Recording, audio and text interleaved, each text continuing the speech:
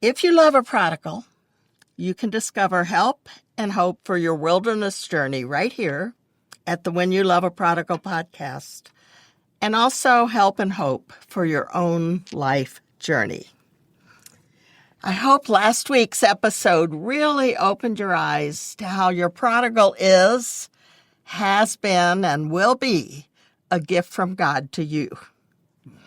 And today we have some very special guests, my friends, Dennis and Barbara Rainey. Dennis and Barbara have deep experience with parenting children. They have 6 children. Are they all now married? Yes. Yes.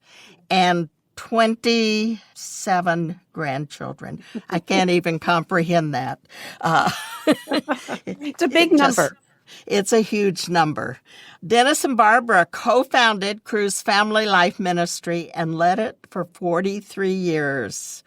Now they're kind of freelancing around doing a lot of things. They have written many books on all aspects of marriage and family, speak around the world, and minister to so many. I first had my exposure to family life when it was first starting. And Steve and I had just gotten married, and we were attending a family life little conference for some staff. And I was sick as I could be for some reason. Anyway, so welcome, Dennis and Barbara. I'm so glad to have you here. Well, we're delighted to be here with you, too. Delighted to be here, and we, along with you, miss Steve. Oh, yeah. 1 week from today is 2 years since Steve left. Is it left. really? Wow. Yeah. So this week I'm posting a bunch of things by him or about him, and I miss him every single day, I'm sure all the you time. And I'm missing him even more right now. So I was reading, Barbara, your blog recently and saw a post that you did on 7 ways to relate to your children, your adult children. Mm-hmm. And so I thought, more and more I'm experiencing through my podcast and my book and the Facebook page that we have, I'm seeing that there's still plenty of problems with your teenagers and young adults off to college or new jobs or something. But more and more I'm hearing from parents saying we're really separated from our adult children. They've turned their backs on us.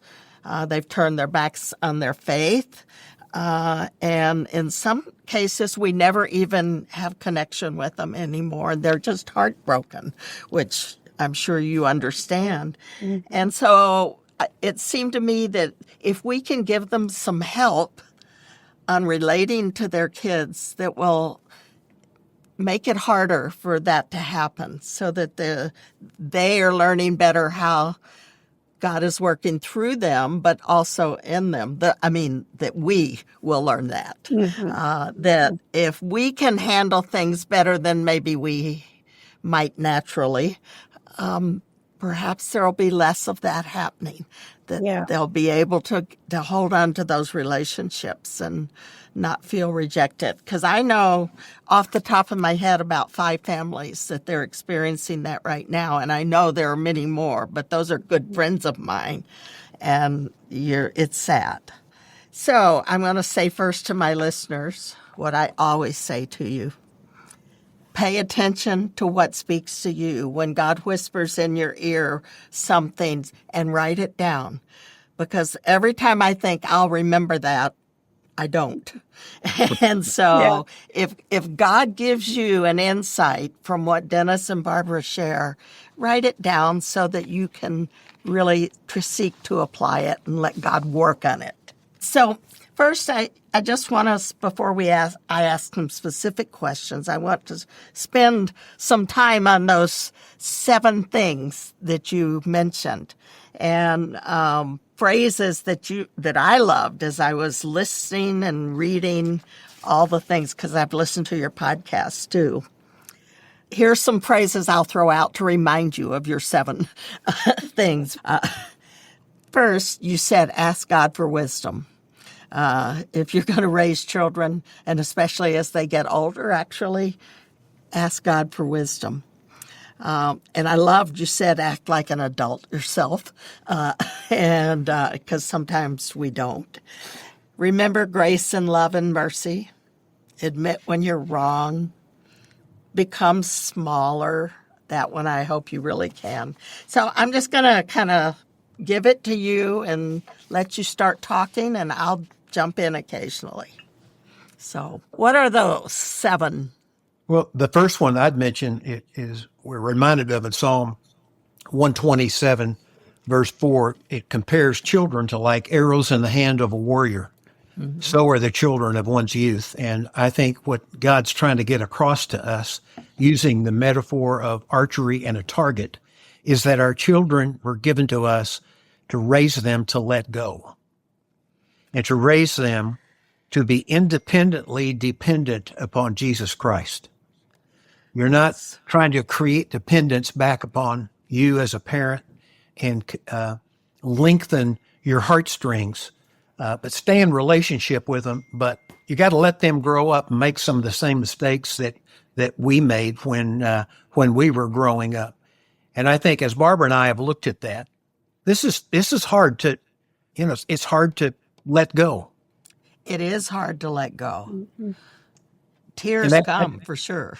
Well, I just was going to say, before we get too far from what you said in your opening, you talked about how so many kids are going their own way and they're turning their back on their parents. And as you were but you were reciting those characteristics of adult children who don't want a relationship with their parents, I was listening and I thought, my gosh, that sounds exactly like what we do with God.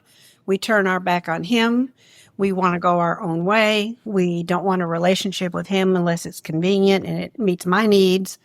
And we see, I think we see in our adult kids a picture of how we relate to God. And I think God feels just as much loss and grief and sadness over the way we treat Him as we do over our adult children when they do that. And so I have found that one of the most important lessons for us as parents when our kids don't respond the way we want and they don't, they're not interested in what we're interested in, is to just remember this is a picture of how we treat God. And He wants us to say, "Oh, Father, forgive me." And I think it's a season where God wants us to continue to grow and to humble ourselves before Him and not expect our kids to be a certain way and to act a certain way, and to let them be who they are. And we're just not very good at that. So for me, that's one of the biggest lessons of our adult children is having to let go and having to trust God that He is big enough to take care of my kids without my help and without my interference or without my advice. They don't need my advice. They can figure it out, and maybe they'll run to Christ on their own. So I just think that's really important for parents who are in our season to remember that this is a picture of our relationship with God and to not forget that. And He has lessons for us, obviously, in these relationships that He's trying to teach us. That's Barbara's point there. And I think it's interesting that this second thing we have here, the second lesson we're learning, is before looking forward, look backward and honor your parents. The first commandment of the 10 commandments that has a promise with it is the 5th commandment. It says, honor your mother and your father, that it may go well with you in the land that I'll give you. And I think for the most part, Judy, and I know you agree with us on this, we have a generation that has arisen that bashes parents and blames parents and doesn't honor them, doesn't take honor home. They take blame and guilt and shame.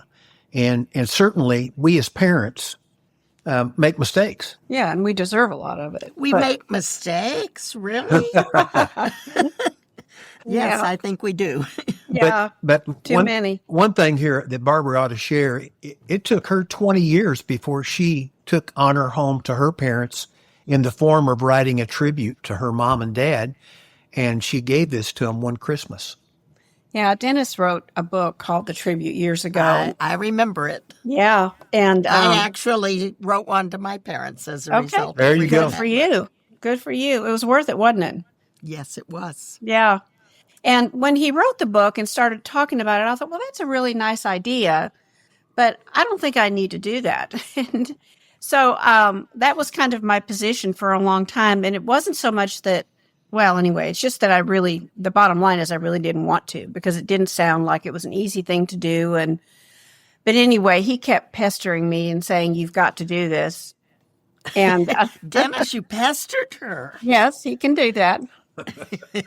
And he kept doing that. And so finally I thought, okay, I'll do it. And so I remember taking my kids to Mother's Day out and leaving them, my two youngest ones, and going and sitting at a park bench or a picnic table in a park and with a piece of paper and thinking, well, what am I going to say? I mean, what am I supposed to do with this? And I'd stared at blank paper 2 or 3 weeks or maybe more during those Mother's Day out and didn't get anything done. But finally I started thinking, okay, just start thinking about what your parents did right. And I mean, my story is a great illustration of what I think our kids feel today. I was looking at all the things they had done wrong.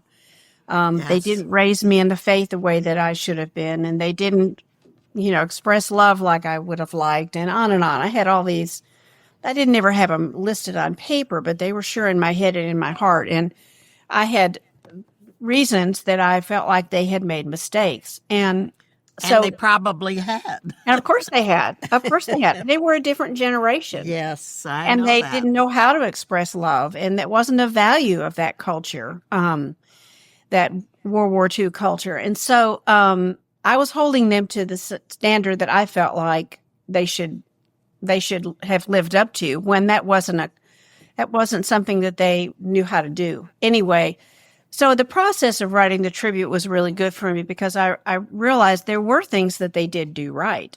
But by focusing on the things that they did wrong, it obscured the things that they did right. So as I began to focus on what they did right, it put it all in proper perspective and more in balance. And it just was really a transformational process for me, because as I wrote on paper the things that they did right, and I thanked them for the things they did right, it really liberated me from the bondage of that I had put myself in, and expecting them to be something that they weren't. And so it was a great experience. I'm really glad I did it. They loved it, and it changed our relationship, and it really set me free. And I think there are too many of us in our generation who are still in bondage in many ways to expecting perfection from our parents. And your parents may already be gone, and likely are gone. But we still are commanded to honor them. And I think if we want our children to honor us, then we need to honor our parents and model that. And I don't think there's enough of that going on. I think our kids see that, and so they don't understand honor because they've not seen it. I had one Christian leader, a woman, tell me, Judy, she said, I forgave my parents. I honored them, and I realized it wasn't them that were locked up in a prison. It was me. And when I forgave them, the door of the prison flew open, and all of a sudden I could see my parents as real people, and give them the freedom that I gave other people with grace to forgive them for the mistakes they made. And it transformed their relationship. That wasn't overnight, but she had a good mom and dad. But she, like Barbara, I think was captive without realizing it. And I didn't realize it either. All I know is she needed to do what God commanded. It's one of the 10 Commandments, and it's how you build a nation. You take honor home, because Plato said what is honored in a land will be cultivated there. And just think of the impact then on your children to see you honoring your parents and setting the stage, kind of showing them what it looks like to honor your parents. And if they've seen that, then they have a picture that might penetrate the same kinds of things you're talking about, where I thought they hadn't done anything right. What was I going to say? And Right. but if we can let our children know about that tribute that we would write to our parents, then that's going to have an impact on them. Yeah, I think so. For sure it will. Yeah. In fact, Barbara gave it to them for Christmas. And I kind of ushered the kids away from Barbara so she could read it. Well, the kids actually ended up watching. They ended up Which watching was it. great, because that's how they saw it modeled, is they watched me give it to them. And I think had they been away, the impact wouldn't have been as significant. So I'm glad that they were there watching. Yeah, and I don't think Barbara was planning on crying as she read the tribute. No, of course not. Who plans to cry? But she really was sobbing at points, and the kids were going, "Mom, what's wrong?" And it was nothing wrong. It was good. It's all good. Tears show heart and love and appreciation. And I was so proud of Barbara for fighting through initially apathy, mistrust of me, thinking I was pestering her. But that tribute, Judy, hung in their kitchen For a long time, yeah. for a long time. Yeah, and I have it now, because it's in, yeah. After they were gone, I grabbed that thing right away. So, Yeah. That's Anyway. a beautiful story. yeah. And a great model to help us be able to show them what it looks like. And yeah, so That really leads us to the third thing. I was going to say, what's the next one? Let go and don't control. Oh, that's Now, so easy to do. I want This was a good one for everyone listening to pull right your now. pen out and write on a sheet of paper. Let go and don't control. Even rhymes. Your children were made to be released.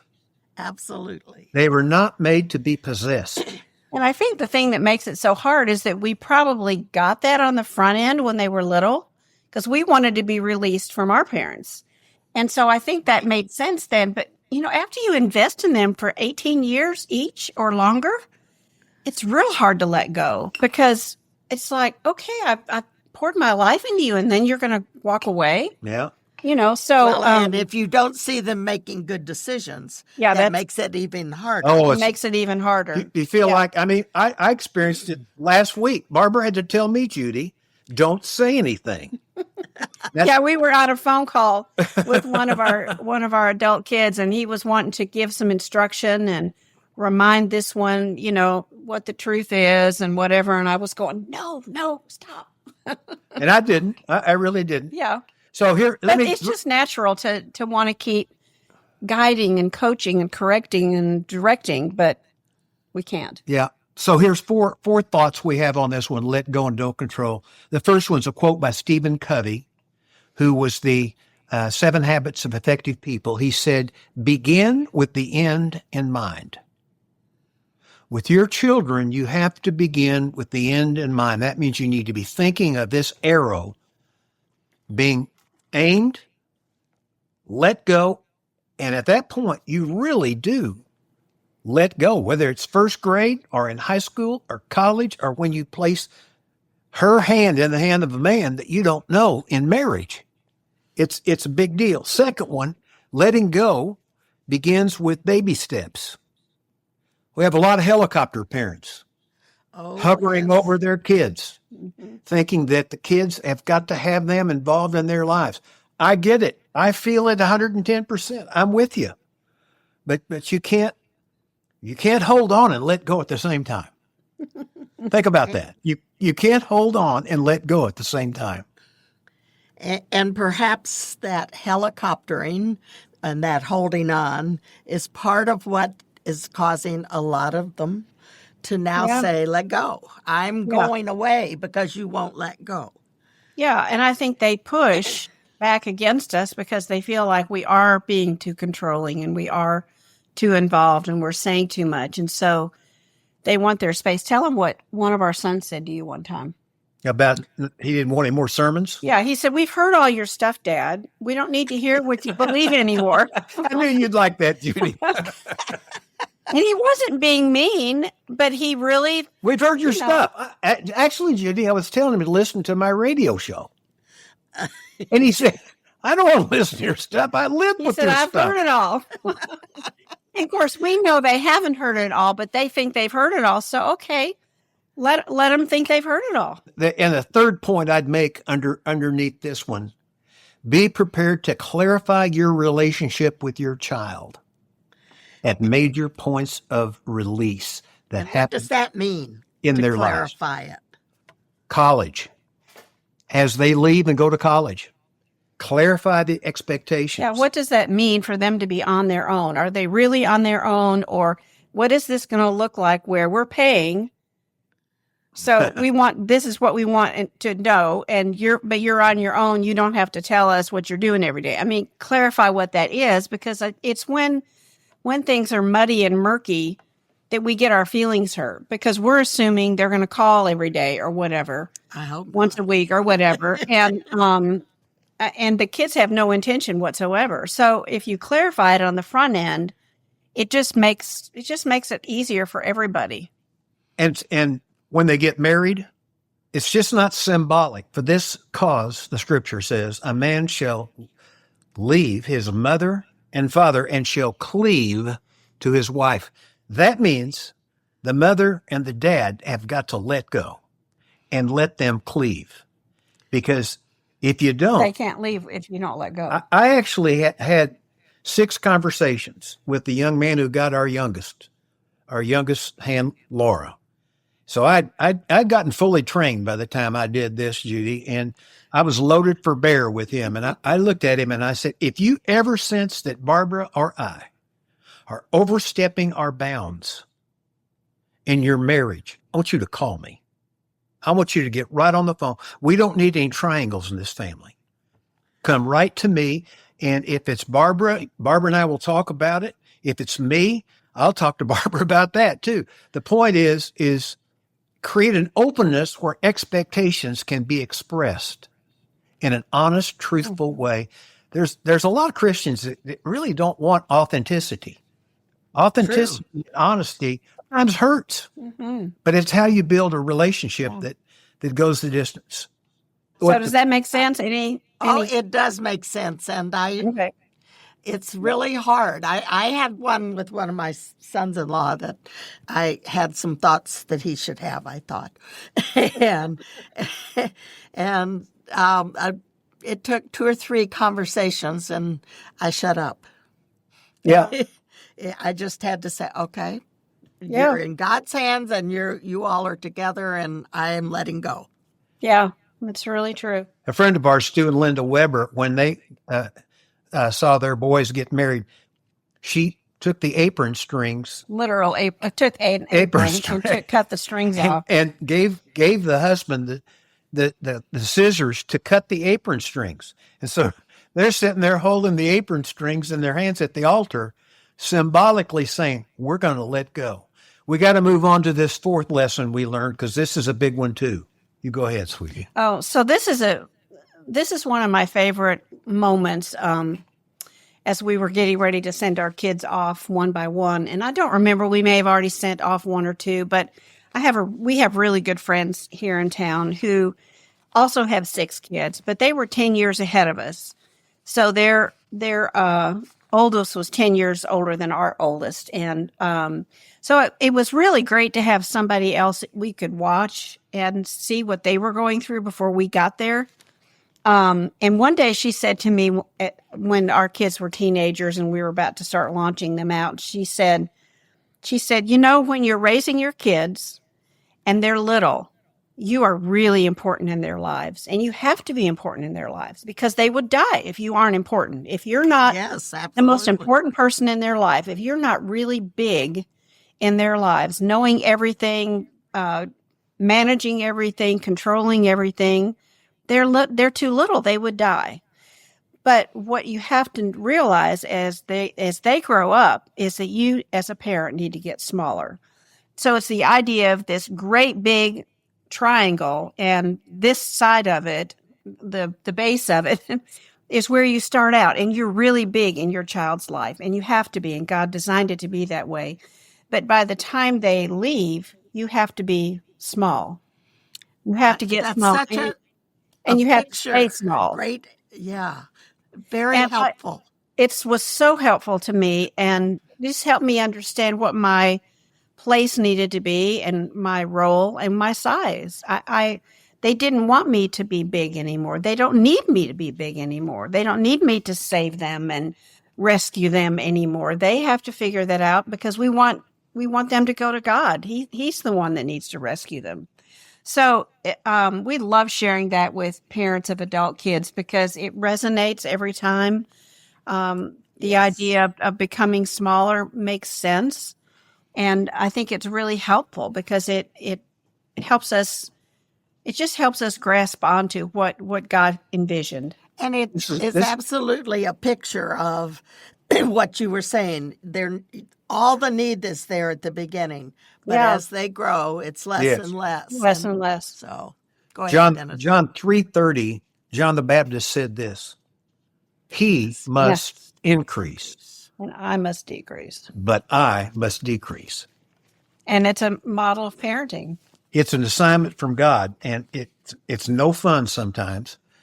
But it's a picture of what we want for our children because we have to be big when they're little. But if we're not decreasing, then Jesus can't become more important to them. If we stay big all the way through their lives, then Jesus can't become their everything. And so I think the scripture is a great application to parenting and raising kids. I was going to ask one question on that. Okay. So what do you do when they come to you asking for wisdom, help, and you think it's how do you decide when to be helpful and respond to their question, or when do you need to say, I think you can figure that out yourself? Well, you know each of your children better than anyone. Yes. And there's where parenting is a two-person tag team. If you wonder when you should speak and when you should be quiet, as Barbara told me, don't say it, sweetheart. Don't say it at all. And so the first piece of advice, we got 5 little tips here. Okay, 5. The first one is zip it.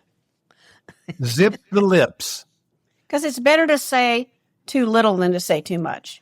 Oh, I think that's true. Because you can't bring it back once you've said it. So it's better to say too little and have your kids say, no, I really want to know what you think.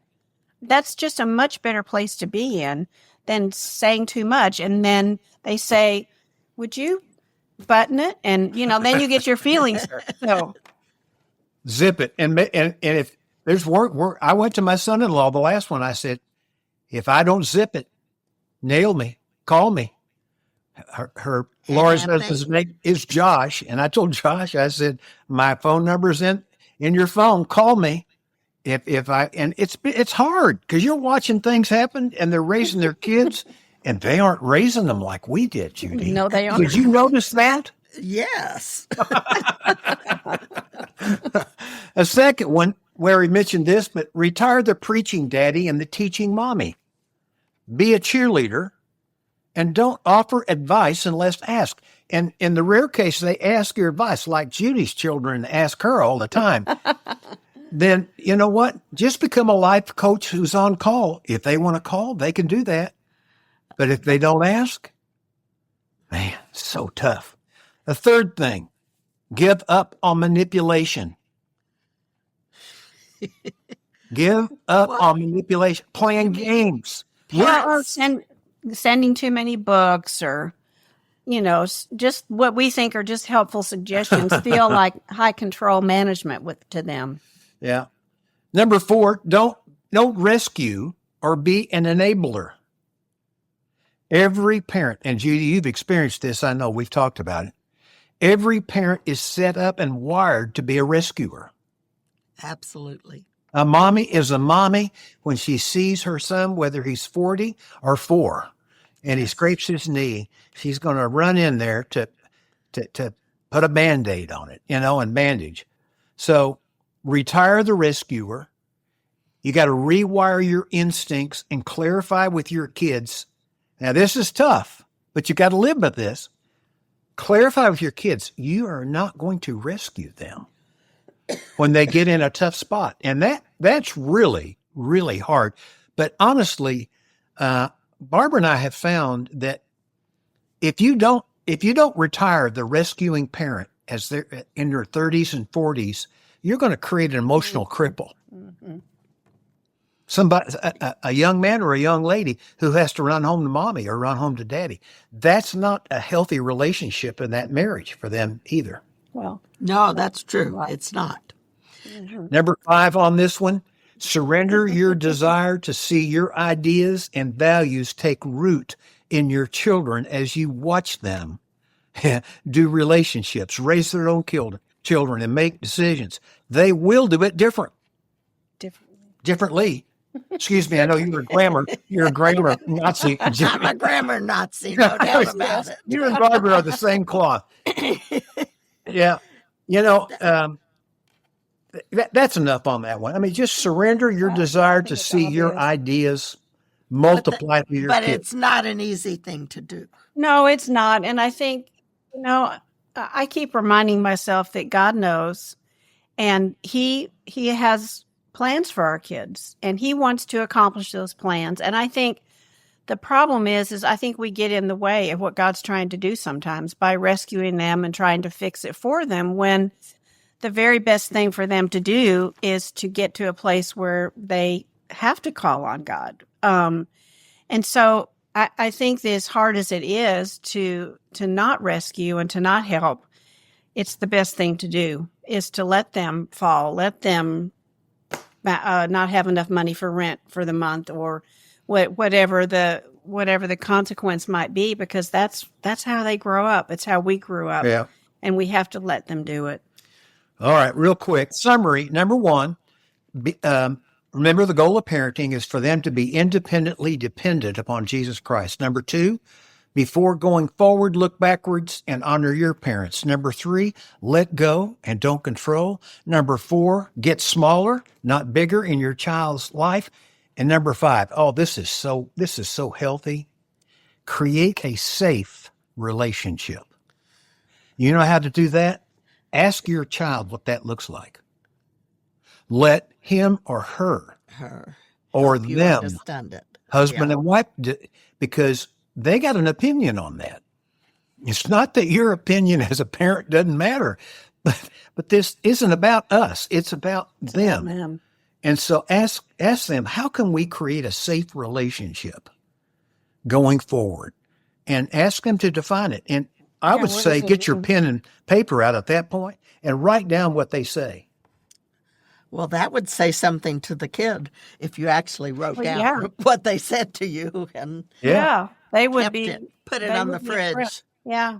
Our desire as parents is for too much involvement. Yes. That's just the way it is. Define it then. What is too much? What's not enough?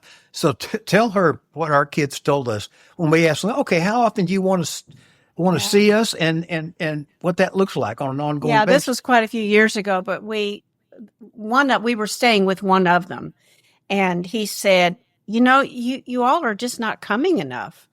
And I know that's not a problem some people in our season have, but part of it for us is geographic, because all of our kids live out of state except one.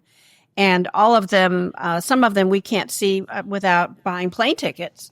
So it's not just a matter of not going and not being there enough. It's also just practical. But anyway, we said, well, what would you like? And this one said, well, we'd like to see you at least, twice a year for 4 days each? Yes. Right.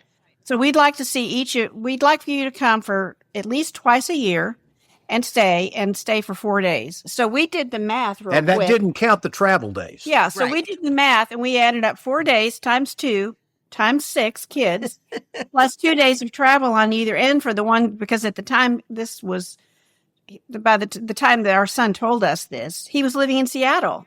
Well, that you can't get to Seattle easily No, from you're right. most places in the country, maybe Denver, but we realized it was 2 full months of our lives would be spent traveling and seeing our kids. Well, you didn't have anything else to do now. And we thought, 2 months? We only have 2 months. We can't do that. Well, I used to work for Judy's husband. Yeah. I mean, I saluted to him, so we had jobs. Yeah, I know. Anyway, That was before we retired from family life. So we were both working full time. But Yeah. anyway, it was really interesting to have that conversation and hear them say what they really wanted. It was And like, did all the other children want that much too? well, yeah, because it has to be fair and even. Oh, yes, it has to be even. Yes. you know, Hershey's has little squares where you can break them off. When we used to have candy bar, we'd split in our family. They'd break that Hershey bar off on the edges, so everybody got an equal piece. And as one person said, the fair is what comes around once a year. Life isn't fair. One more, this is really an important point before we move off of creating a safe relationship. When your children are dating someone that they may likely marry, be very careful of your observations that you might make about That person. that person. We made a mistake here, more than one. And, the best thing to do is to build up the other one and be very careful what you say, because that can follow you into the marriage and into that relationship for 10 years, 15 years, 20 years moving forward. One more point about this on safe relationship. One of the ways to build a relationship with them is by investing in their children, your grandchildren.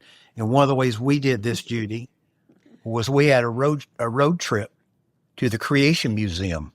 Oh, yes. We took all of, not all, we took We took 5 or 6 5 or of them 6 of them, yeah. who were at the right age range. Yeah, right. And took them to the Creation Museum and taught them about worldview. How creation, the beginning of something, We had so determines much its purpose. fun. It was really great. It was really a blast. And then we took them back after the ark got built. And then a couple of years ago, and Judy, this was one of the greatest privileges, we took a number of our children and grandchildren, not all, to Israel. To Oh, Israel. Yeah. Wow. Oh, yeah. Yeah, This we was just did that a year and a half ago. before the bullets started flying. Yeah, Yeah. thankfully. But you may not be able to afford that. We told the kids we'd pay for them to go, but not their kids. So they chipped in and took care of the kids. And it was a great, great experience. And let me just add on that too. One of our expectations is that we would get certain holidays or certain events or certain things that we planned, that we would get everybody would come. That was our expectation. And one of the lessons that we've learned over the years is to be thankful for who we get and not to complain about who can't come. Judy's getting a headache or who even chooses, talking about it. or who chooses not to come. Because if you worry about or fret about the fact that you only got 2 of your kids and all 3 of them couldn't come, or whatever your numbers are, then you're not going to enjoy the 2 that are coming. And so when we did this trip to Israel, I just thought everybody would come. Well, we had half. So we had 3 of our kids, and it was like, okay, great. God, that's who you brought. That's who you want to be there. And we're going to give thanks and enjoy it. And we had a blast. But so that's something that we've learned that's not in the notes. And I think it's really important to give thanks for who wants to be with you. And Oh, I think that, yeah, that's really true. We used to do family vacations where all 3 kids and their kids would come together. Yeah. But then Josh, and when he married his second wife, they became farmers. He has a job as well, but you know what? Hard to leave the farm. You can't leave. They raise livestock, cows and pigs and chickens and ducks, and they can't leave. Yeah. And so all of a sudden we couldn't do everyone together.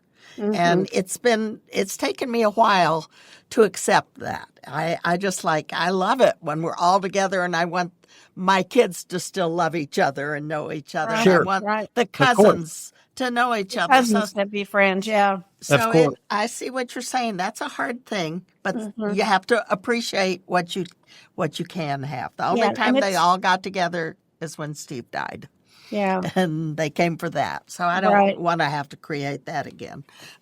Right. But it's liberating though to be thankful for what you get, what God Yes, provides, I and agree.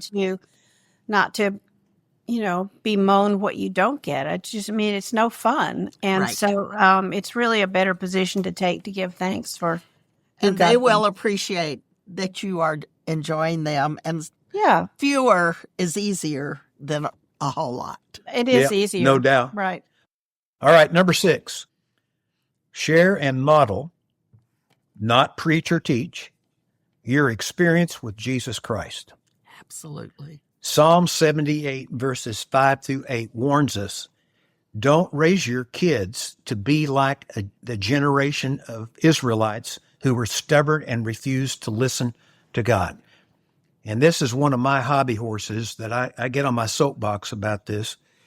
I think what we have to do is we have to make sure our kids know that we're not practicing religion one day a week, that we have an experience with the King of Kings and Lord of Lords daily, weekly, every day of every month, All the time. all the time. And I think one of the reasons why we see, a rash of prodigals in the church today is they look at their parents on Sunday and they hear what their parents are hearing and they're going, this doesn't match up with the other 6 days of the week. And Yeah. so the kids are going, this isn't reality. When we make a mistake, we need to repent, confess it before God and to our kids. And I think what needs to happen is we need to have an authentic walk where we're sharing as a way of life what God's doing in our lives, what He's teaching us, what we got convicted of today when we were given too much change back at the grocery store, or some mistake we made throughout the day, but to go and ask their forgiveness for getting angry. But the issue is to make a match of what they're hearing on Sunday and from the scriptures and from devotions that you lead them through with how you're living on an ongoing basis. I think if they see that, there's going to be a less of a disconnect, which I think occurs with a generation whose parents are living one way but saying something else. I agree with that for sure. That we really need to let the love and the grace of God flow through us, the wisdom, Yep. the courage to take the stands we need to take, and to give them the increasing freedom to Yes. live that themselves. So, I agree with that. Yeah. Very Number important. 7. Number 7, clarify expectations with one another. These will change as transitions occur in your lives as parents and in the lives of the children. And I got to tell you, I'm both Barbara and I are astounded at the pace our children are doing life. They are so busy. Yes. So keep clarifying expectations around what Barbara mentioned, around holidays, around birthdays, what you're going to do with presents. Expectations and reality result in the disappointment gap. When expectations are up here and reality is much lower, that difference. Well, and you cross that difference by voicing them. Yeah. And just keeping a humble spirit. Expectations can crush and kill a relationship with your child. I really agree with that, and I don't want to run over too quickly the other thing you just said, to keep a humble spirit, because Yes. as parents, we can think we know how to walk with God. We know how to make the right decisions. We know what we think you should be doing. And we come across as arrogant even if we are not letting God remind us that Jesus was humble and he's asking us to walk in humility. Yeah. Yep. One of the good things about getting older, it's also one of the hard things, but one of the good things about getting older is we in this season of our lives, we're all experiencing losses. We're experiencing personal losses, physical losses, loss of friends. You've experienced the loss of a spouse. And I think God intends for all of those losses to humble us, to make us see that we need a Savior, to make us see that we are not as capable and strong and powerful as we think we are and as we once thought we were, because we seemed invincible once upon a time. And so I think one of the gifts of getting older is understanding that we're fragile and we're frail and we're not going to be here forever. And I think if we can absorb that and allow God to use that for good in our lives instead of being angry about it, I think that our kids will see humility. And I think part of the reason they don't see humility is because we're not surrendered, and we're not saying, you can say you don't like it. I don't like it either. There's a lot of things I don't like about the aging process, but it is a part of what we all have to go through. And if we surrender to God and say, okay, use this for good in my life. And I mean, I'm 1,000 times more aware of my sin now than I was 20 years ago, 30 years ago, 40 years ago. And it's made me more, I think, more humble and more broken and more, just even softer. I mean, I think it's good for us in this season of life to allow God to use these hard things of aging for our good. 1 Peter 4:8 says, love covers a multitude of sins. Yeah, it's one of my favorite verses in this season. That is such a hope-filled passage. Love covers a multitude of sins. And My sins, don't we need it? Barbara's sin, the kids' sin, the grandkids' sin. And we'll close with two things. One is a statement that John Stott made, the great British statesman, Christian mission to the modern world. He said this: life is a pilgrimage of learning, a voyage of discovery, in which our mistaken views are corrected, our distorted notions adjusted, our shallow opinions deepened, and greatly some of our vast ignorances diminished. Isn't that That's great? hopeful anyway. It is hopeful. It It's really very is. hopeful. I'll tell you, I had a chance of going to Billy Graham's funeral, and I went with a friend, and we sat there in a very chilly tent. Yes, Were Steve you was there, Judy? No, Steve was. Yeah, it was cold. Wind was blowing in Charlotte. I think it was in February or March. It was in February. But Billy Graham had lived his life, and his daughter got up and gave a tribute to Billy. Yes. And she said, And she was a prodigal. oh, yeah, Yes, she was. she really was. And it was the highlight of the funeral, in my opinion. I think so too. I remember watching that. She got up and said, Daddy and Mama put up with me when I married the wrong guy, refused to listen to him, and got a divorce. And then turned around and did it again. And I moved to California. I was so ashamed. And she said, I called Daddy and told him I was coming home. She had moved all the way to California, and of course, Charlotte's on the other side, so she had plenty of time to think as she drove back. And evidently, where the Graham family lived there's a driveway that goes up to a rather large mansion of sorts, I think.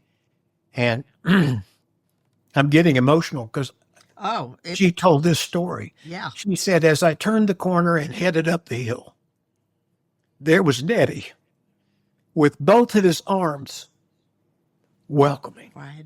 Welcome home. Absolutely. And that Billy isn't Graham what was always never happens. greater. Yeah. He was never greater than at that moment to forgive his daughter and welcome her back.